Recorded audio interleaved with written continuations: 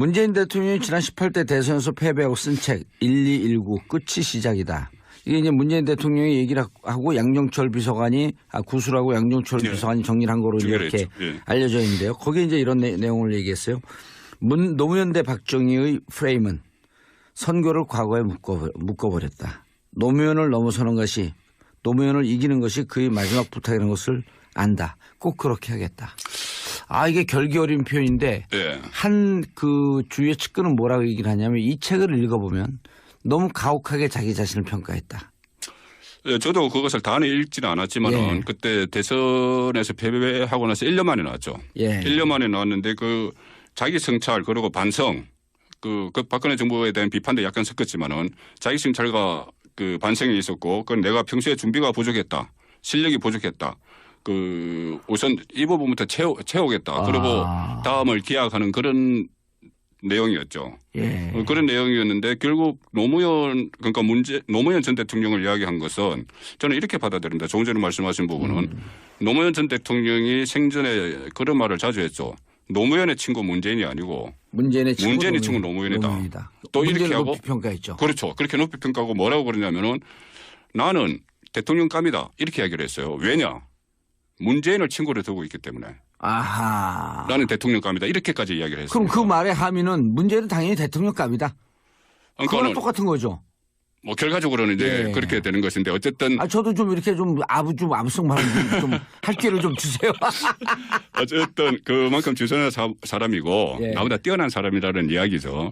뛰어난 사람이라는 이야기인데 결국은 그 문재인 대통령에게 운명으로 다가온 것이 그것 때문에 노무현 전 대통령이 그 추구했던 사람 사는 세상 이런 것이 완수가 안 됐다고 생각하기 때문에 지금 대통령이 됐으니 그것을 완수하는 길이 그 노무현을 뛰어넘는 길이죠. 그런데 지금 벌써부터 언론을 보면은 어떤 인사하는 부분이나 이 청와대 직제 개편 부분이 노무현 그 참여정부 시절을 좀 벤치마킹하는 감이 있다 이런 이야기도 나와요. 그런데 그때 당시에 여러 가지 시도를 했죠. 건의도 없애고 여러 가지 시도를 했는데 그것이 결과적으로는 크게 성공하지 못했지만은 어쨌든 기본 틀은 맞았기 때문에 기본 방향은 맞았기 때문에 그때의 정권이 지금 연장이 되고 이어지고 있는 거로 봐도 되는 거 아니에요. 그러니까 왜냐하면 민주정부 3기라고 표현을 했기 때문에. 그렇죠. 3기라고 표현을 했죠. DJ 노무현 정부에서 3기라고 표현을 했기 때문에 그러니까 기본 방향은 맞기 때문에 그 방향으로 일단 가는 거는 옳아요. 옳지만은 그때 당시에 그 조금씩 실패했던 부분들 뭐 그걸 복귀하면서 다시 맞춰가는. 그렇죠. 인사 문제. 저는 인사 문제를 보는데 그때 참여정부에서 계속 비판이 나왔던 게 인사 실패. 해전문 인사였습니다. 해전문 인사. 그리고 인사는 실패했다 이런 얘기. 그러니까 해전문 인사 하다 보니까 인사를 실패하는 거죠. 딱 제한된 사람만으로 그 특히 그 86 참모들 그 제한된 사람으로 인사를 하다 보니까는 실패했다. 그런 평가가 있기 때문에 기본 방향은 그대로 가더라도 그런 강론 부분에서는 뭐 반면 교사를 삼을 건 삼아야죠. 그럼요. 그리고 저는 개인적으로 저도 이제 책을 좀 썼는데 제 책에도 묘사를 했고 방송에서도 여러 차례 얘기했는데 저는 문재인 대통령이 무서운 사람이다. 보통 이제 우유부단하고 잘 결정 안 하고 빨리 얘기 안 하고 좀 답답하다 이런 평가들이 많은데 저는 대단히 무서운 사람이다. 그리고 결단력이 있는 분이다라고 하는 얘기를 했어요. 왜 그러냐면 제가 17대 때 당시 여당 의원이면서 교육위에서 교육부총리하고 강하게 부딪혔어요. 교육부총리는 사립대학교 입장을 그 변호했고 우리는 이거 아니다. 학부모 학생 입장에 서야 된다 그래갖고 등급제 갖고 붙었는데 등급제 갖고 하도 싸우니까 이해찬 총리가 양쪽을 그 중재한다고 저도 부르고 교육부총리도 총리 공간에 불러서 그다음에 이제 청와대 내에서도 이게 또 반반 나뉘었어요. 근데 문재인 당시 비서실장으로 전 기억하고 있는데 비서실장 이정훈 정책실장은 저하고 같은 주장이었고 나머지는 다른 주장이었거든요. 근데 거기서 교육부총리가 이런 얘기를 합니다. 목소리 쫙 깔고 시작하자마자 이번에 제가 주장하는 이 등급제가 관철이 되지 않으면 저는 몸도 마음도 지쳐서 이제 사표를 써야 될 것 같습니다. 그 말이 끝나자마자 저 끝에 앉아있던 문재인 실장이 관두세요. 지금 뭐라 그러셨나요? 관두신다 그랬나요? 그러니까 그러니까 그러면 나중에 간두시지 말고 지금 간두세요. 저도 그 내용을 어디서 읽은 기억이 납니다. 아, 그러더니 그러니까 총리가 놀라갖고 이해찬 총리가 지금 싸우자고 한 게 아닌데 그 말을 만류한데도 그 말을 또 뚫고 지금 그만두세요. 사표 수리하겠습니다. 그걸 보고 이분이 결단력이 있는 사람이구나.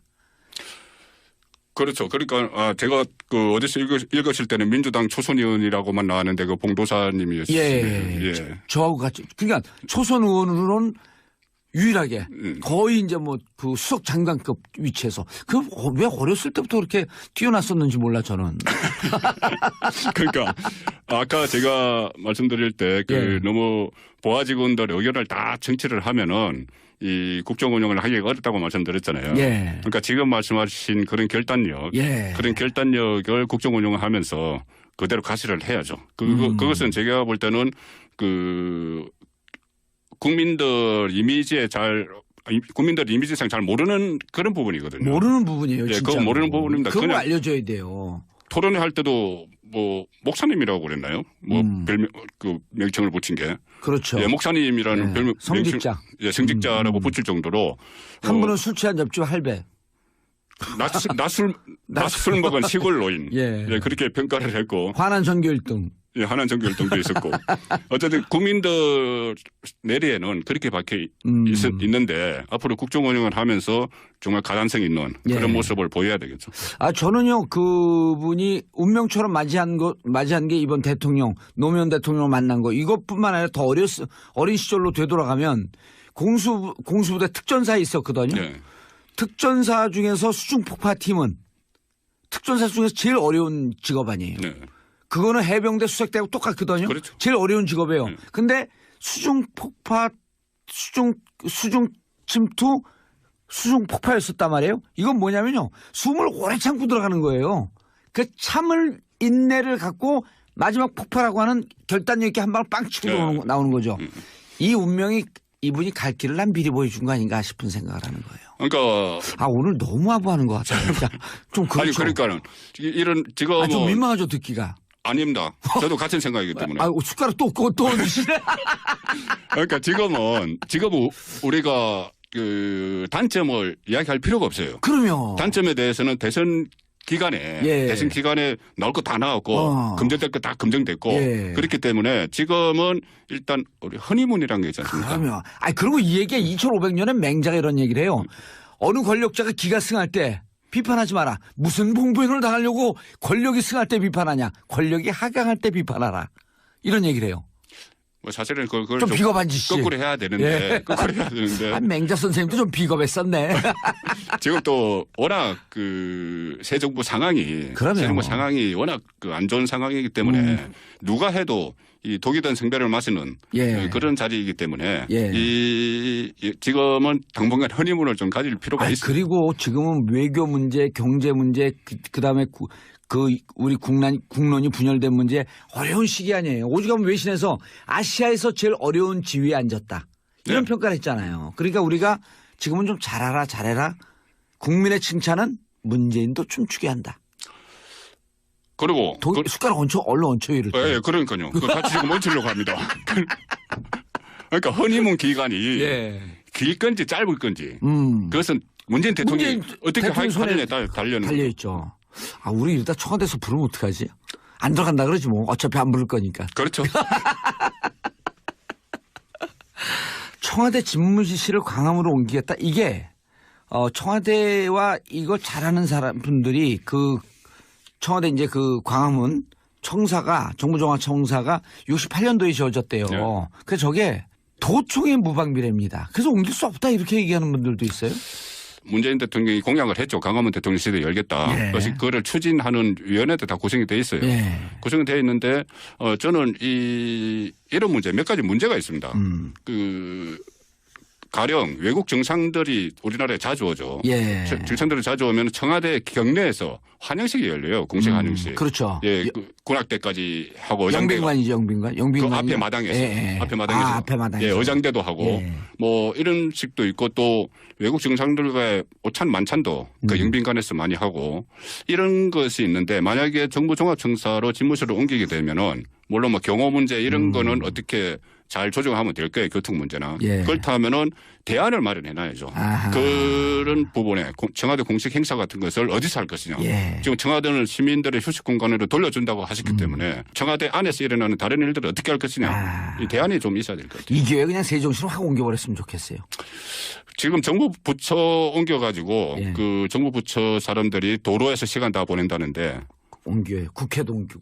옮기려면 다 옮겨야죠. 다 옮겨야죠. 청와대 국회 다 옮겨야죠. 알겠습니다. 뭐 여러 가지 시도를 했는데 그것이 결과적으로는 크게 성공하지 못했지만은 예. 어쨌든 기본 틀은 맞았기 때문에 기본 방향은 맞았기 때문에 그때의 정권이 지금 연장이 되고 이어지고 있는 거로 봐도 되는 거 아니에요. 그러니까 왜냐하면 민주정부 3기라고 표현을 했기 때문에. 그렇죠. 3기라고 표현을 했죠. DJ 노무현 정부에서 3기라고 표현을 했기 때문에 그러니까 기본 방향은 맞기 때문에 그 방향으로 일단 가는 거는 옳아요. 예. 옳지만은 그때 당시에 그 조금씩 실패했던 부분들 뭐 그걸 복귀하면서 다시 맞춰가는. 그렇죠. 인사 문제. 저는 인사 문제를 보는데 그때 참여정부에서 계속 비판이 나왔던 게 인사 실패. 해전문 인사. 그것 때문에 노무현 전 대통령이 그 추구했던 사람 사는 세상 이런 것이 완수가 안 됐다고 생각하기 때문에 예. 지금 대통령이 됐으니 그것을 완수하는 길이 그 노무현을 뛰어넘는 길이죠. 그런데 지금 벌써부터 언론을 보면은 어떤 인사하는 부분이나 이 청와대 직제 개편 부분이 노무현 그 참여정부 시절, 예. 참여정부 시절을 좀 벤치마킹하는 감이 있다 이런 이야기도 나와요. 그런데 그때 당시에 여러 가지 시도를 했죠. 건의도 세고. 문재인 대통령이 지난 18대 대선에서 패배하고 쓴 책 1219 끝이 시작이다.